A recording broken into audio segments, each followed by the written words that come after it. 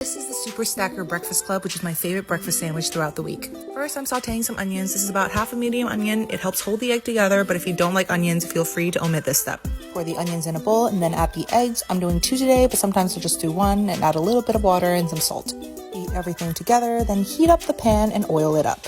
Spread the egg mixture out as evenly as possible like a giant pancake. I like it slightly browned on both sides. Once ready, chop it into quarters and you'll see why during the assembly. Then slice up some cucumbers and some tomatoes. Then thinly slice half an avocado and fan it out about the width of a sandwich. And of course some bacon for the non-vegetarians. This brand of keto sandwich bread is my favorite, but use whatever you'd like and toast it up. Now for assembly, start off by spreading some butter evenly on a slice of toast, then a layer of 9 slices of cucumber, then 4 slices of tomato, and make sure you season with salt and pepper. Then split the bacon and spread it out evenly, then the quartered egg with the tips lined up with the corners, and finally the avocado, which I like to season with salt, pepper, and a generous honey drizzle, and some red pepper flakes. Spread some mayo on the toast and put the cap on. Look at the super stacked beauty. What I love about the sandwich is that it's so fresh and satisfying and also has a balanced combination of textures with sweet and savory flavors.